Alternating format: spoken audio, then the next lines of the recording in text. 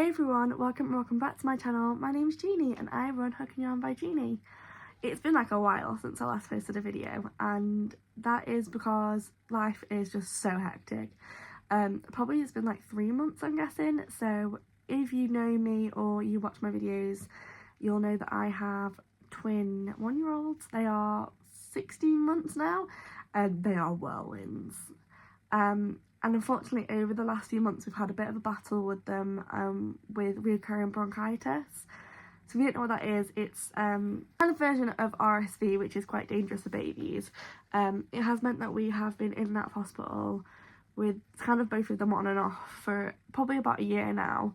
And on top of that, I also have a few chronic conditions myself. I have fibromyalgia, painful bladder syndrome.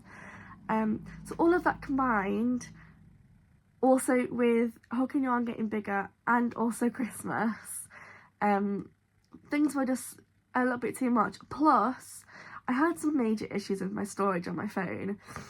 So I don't have a camera. I was going to save up for one, and I reached out to a few people that I know that use like vlogging cameras, things like that. And most of them said not to bother and told me just to stick using my phone. They did say try and get a better phone. I got the iPhone 13, I think. So as much as I would love to get a new phone, and I would have loved to get a camera, I will have to save up for it. So that because of that, obviously I film on my phone, which is my main phone. Which I have loads of videos and photos on there, and I had no storage and I couldn't figure out what was going on because I was deleting like chunks and stuff that I wanted to keep. I was like, I really want to do these videos. So I wanted to have like a few weeks videos stored on my phone so I wouldn't have to worry. But my phone would hold one video at a time and have to edit it, post it, then delete it from my actual phone just so I could even film anymore. And anyway, then I was doing some Googling and I just came across like might have been Reddit vlog, like post that was saying you should check YouTube Studio and how much storage it's using. And I checked it and it said it was like 20 odd gig, and I was like, that's ridiculous. And I thought, well, if that's what's holding on my videos, then maybe it is right. But then someone had commented on it, try deleting YouTube Studio and then re-downloading it. So I did that and it cleared up about 40 gigs of data. It was mad. So then I had all this storage left on my phone, but again, like I said, life just got in the way, and I thought, no, I will wait till after New Year where I can like properly stick with it. So it's New Year and here I am. So I'm filming this, it's the 2nd of January today. I don't know when I'm going to post this. I'm still going to be quite, like I said in my last videos, that I'm never going to say I'm going to stick to my schedule. I'd like to post once a week.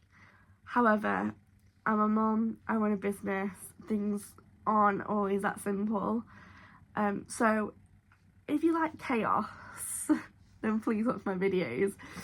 So this video, really, I wanted to do a bit of a recap of 2025 because it's kind of mad. A lot's happened for me in 2025 and I'm kind of still coming to terms with it. I actually didn't restart. So I started Hook and Yarn in 2023, and then when I found out I was pregnant in 2024, January 2024, I was kind of crocheting, but I was really poorly when I was pregnant. I had something called hyperemesis gravidarum, which is like an extreme morning sickness. So I was sick about 50 times a day from 8 weeks pregnant up until I gave birth. And it meant I had to stop working at 8 weeks pregnant. And it was quite a low time for me. I couldn't go anywhere, I couldn't do anything, I couldn't eat. I was in and out of hospital on drips, and I didn't crochet pretty much at all during that time. Maybe give a month or so where I was like, okay, I'm gonna give it a go, and then I just couldn't. I had to take care of myself. And then I gave birth and I had these 2 newborn babies to take care of, so Hook and Yarn was way on the back burner. But at that point, Hook and Yarn was only really a hobby. I had a few orders, I had my Etsy set up and everything, but I wasn't really getting any orders on that. All my orders came from family and friends, so I wasn't really worried. And I thought, no, we'll put it on the back burner. You know, my focus is my family. So it's worth noting that at the time when I found out I was pregnant, I lived in Northwich, which is a town about 30 minutes from where I live now. I'm not from Northwich, I'm from here. So I'm from Macclesfield. But I moved to Northwich about 4 years ago with my partner because we wanted somewhere a bit different, and at that time I was working at a GP surgery. Obviously then I went off sick. Now, even before I found out I was pregnant, we had decided that we were going to move back to Macclesfield because all my family was here. And we even talked about the fact that if we ever wanted to start a family, we're going to need support. So my family would be in Mac, so we should be in Mac. We actually found out I was pregnant the day we put the offer in on the house here. So it just kind of worked out really well. So then we moved back to Mac, which is while I was still on sick leave. Bearing in mind, I was still employed in Northwich. I don't drive. So I wasn't working anyway, but we were having meetings about my maternity leave. There's 2 different maternity options. There's enhanced and there's standard, like your government one. The enhanced one was like I'd get full pay essentially, but I'd have to go back to work for I think it was like 4 months or 6 months after my maternity leave ended, which was never going to be possible because of being Macclesfield. So I had to take standard, which wasn't great. It was about 400 a month. So I went on bills. And then my maternity leave ended and we were kind of stuck because obviously there's 2 of them. I had to leave Cambridge, and then this is where they get you. Even though my partner works full time, we can't claim any free childcare hours. So the government entitles you to up to 30 hours, I think it is, of free childcare. However, you have to already be working 16 hours a week. So it's not you're going to be, you already have to be. So I can't go back to work for those 16 hours a week because I have no one to watch the children in order to claim the free childcare. So I was stuck. I was like, oh my god, what are we going to do? And we were like, well, we're going to have to put them through we're going to have to send them to nursery, which would mean that I'd have to go back to work full time. With my chronic conditions, so at my old job, I started off at 40 hours a week, and then unfortunately, because of how poorly I was and how much time I had off, we cut my hours down, so I was only working part-time. I cannot express how much I would love to be able to work full-time, rather than being the pain that I'm in. However, that's not possible. So it was really difficult. We were like, well, what do we do?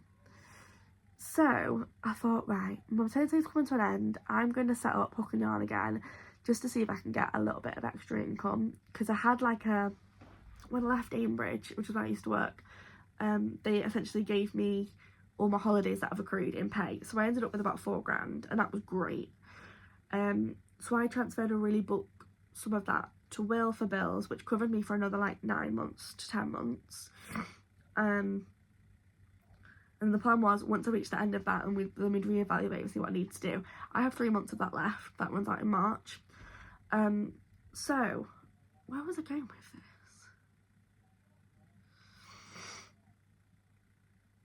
The point is that I needed something that I was going to make money from, but that would also accommodate me and my conditions and my family life.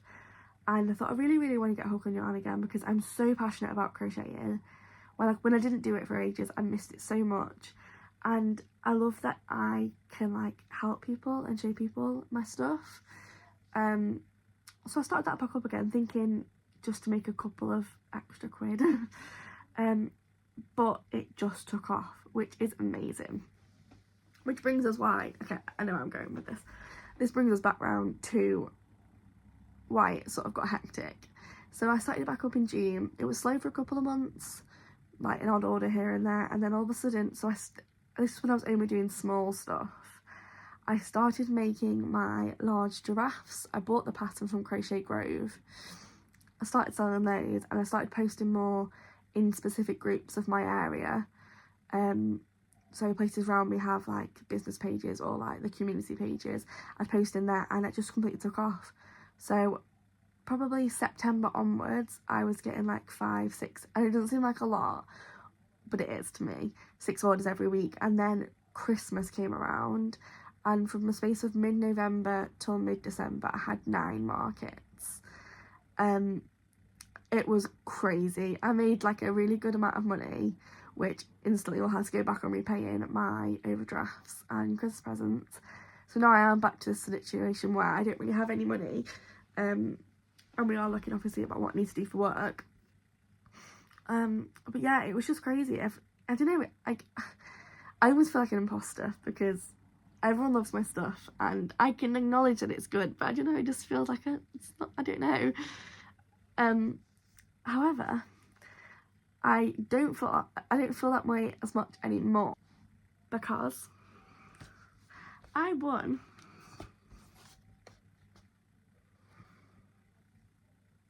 so this is the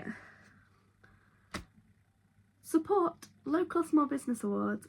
This certificate is presented to Hook and Yarn to celebrate their contribution to Macclesfield, its residents and the local economy. So before I got this, I was a bit like, oh yeah, I know, I'm just doing what I'm doing, I'm just a girl in a room crocheting, but like I was busy, like I was up here every night, and it got to the point where I was so determined to make something out of this that I was in this room till like 3 a.m. So we'd get up at 8 with the boys, we'll go to work, he finishes around 4:30, 5. I would make us tea, and then the second that was done, I would then come up here, Will would do bedtime and everything with the boys, and I'd be in here from like 6 o'clock till like maybe 2, 3 a.m.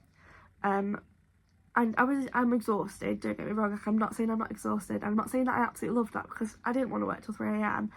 However, I was doing it because I was so determined to make something of it. And then literally the week of the market where I got this, I was feeling really, really crappy. I was exhausted and I thought, I'm seeing it pay off, but is it worth it? And then I was just at a market, and it was Christmas market, and a woman came up to me and she said, are you the Jeannie responsible for Hook and Yarn by Jeannie? And I was like, oh shit, what have I done? So instantly my mind was like, is it like trading standards? But all my work has certificates. And I was like, have I accidentally forgotten something? And I was like, yeah. Do you know why I'm here? And I was like, no. And I was petrified because people were like looking, and I was like, because she was like quite smartly dressed, like you could tell she was somebody. And I was like, I don't know what's happening right now. Also worth noting here, I hate attention. Always have. I'm not a public speaker. I hate people looking at me. I would literally, it makes me feel sick. Anyway, and then she went, oh, I'm just here with Tim Rocker, our local MP. And the MP comes in, oh my god, I felt like I was being a celebrity. And he has this award. And she shook my hand and they're taking pictures. Honestly, it was so embarrassing. It was amazing. I almost cried because I was like, oh my god, all these nights that I'm working really hard and really late. Like even in the day, as soon as I put the boys down for a nap, I was just up here crocheting. Like every single minute I had spare, I wasn't sleeping, I wasn't eating, I was just crocheting. And then to get this, it was just amazing. And it gave me that extra bit of like spur. It just spurred me on. It was like, go, you can do this. And it like got me through the rest of the Christmas season. And then over Christmas, the money that I made and things like that, it got me really thinking, oh my god, this could actually be a career. Like actually, not just selling a couple of tidies online. Like I made enough over that couple of months that I could have paid our mortgage twice. Yeah, it was amazing. So that brings us to now. After my last market, and I had like 2-3 orders to make, I did those orders, got them ready, posted them off ready for Christmas, and then honestly I just collapsed. So I had a little break. I stopped about 5 days before Christmas, and then I've not done anything since. So I've not been to a crochet or hook in quite a while actually. I just needed that little bit of time to decompress, and I've really got into reading again. I think in the last 2 weeks I read about 6 books. I've set up a book TikTok, which I'm probably not going to be able to do because I'm going to be so busy doing this, but you know, yeah, so yeah, it's been amazing, but the time for resting is over. I have got so much I want to do this year. So I've been like trying to think of ways that I can really make this into a career. One of the biggest things I get asked when I go to markets or put on Facebook is, do I do lessons? And I don't, but I'm going to. Like I said before, I am a massive introvert. It's different on a camera because I can't see your reaction. You know, I can't see if you're judging me, if you're going, oh, she's ugly. You know, and I can't see that, and I don't pay attention to comments. I don't get any comments, to be fair, which thank you. However, like lessons is quite a lot for me. I'm not very good at public speaking. However, I can't deny the fact that that is the next step, I think, for Hook and Yarn. There's clearly a lot of demand for it in my area. And from the research that I've done, I think it could be very profitable. So I've been working out the logistics of it. I thought a lot of people have asked me for daytime lessons. I've had to say no. I don't have childcare. So right now it'd be evening. But which is fine. Okay, I can sort out a venue. Yeah. So I have a degree in event management. So I can sort out a venue. I can sort out pricing, days, times, places, whatever. Marketing, I've got a business and event degree. All of that I can do in a flash. It's the actual doing it bit. So I've kind of concluded that I won't be doing any more than 5 people in a group. 1, because I'm not comfortable with it, but 2, I think crochet is quite, because it's such a hands activity, any bigger than that you're going to struggle to see what I'm doing. And then I want to be able to get round everybody, but I'm so scared, like terrified, because like, what if people don't like me? And then there's like, in the back of my mind, it's like, well, what if people pay for these lessons and then they don't learn?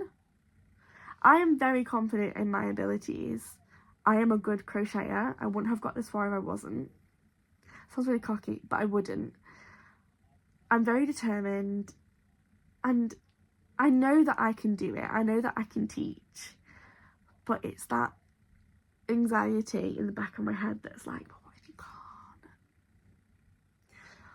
What if you mess up? What if they don't learn? What if you're charging too much? And it's that little voice that's holding me back a little bit.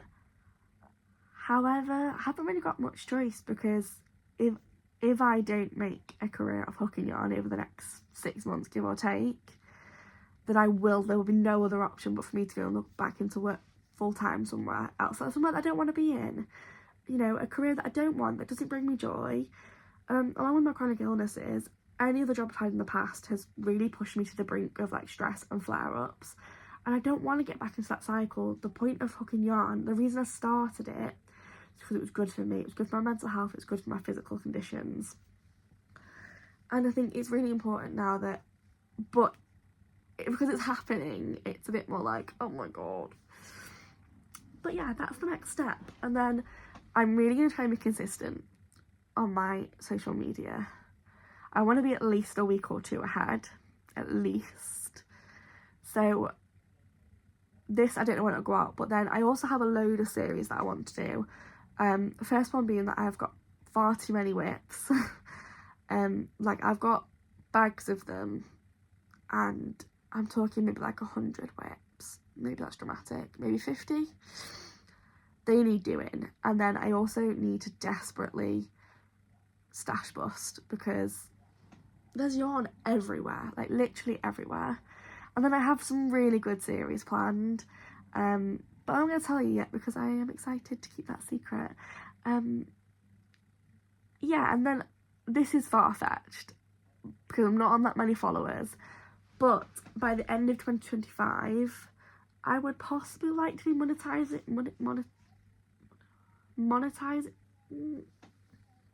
making money from my social media. I'm on 200-something thousand on TikTok, so like I say, I'm way off. But you know, like those creators that, like Crochet Grove, and she has these thousands of followers, and then in the community they're wildly known. Like, you know, if you're in the, you know who she is if you're in the crochet community. I want to be that person. I want to be that people go, oh, who's my like comfort creator? Oh, Hook and Yarn by Jeannie. I just want that to be me, and it's really, I don't know, maybe it's too ambitious, but that's the goal. So yeah, that's kind of, so the main goals for 2026 are lessons, social media. They are my main goals. And then I do, first things as well, I need to restock my shop and open back up my Etsy. Ideally, I want that open for Monday, which is a stretch because it's Friday. I won't be making things for that. I will be checking what yarn I've got in stock, so if someone orders, I can make it to order. Yeah, but major stash busting. So yeah, that's kind of the gist of what I'm going to be doing this year. Hopefully you stick with me. I will do my best to post religiously. Like I say, can't make any promises. But yeah, that's that. So that is kind of the gist of this video. That's all I'm going to say. This is more of like an introductory video back into YouTube. So if you did enjoy listening to me ramble on for 22 minutes, please do give me a like and a subscribe. I'd really appreciate it. And then do head over to my Instagram, Facebook or TikTok and give me a follow on there too. And I will see you for the next one, which is going to be the start of some exciting series. So, bye.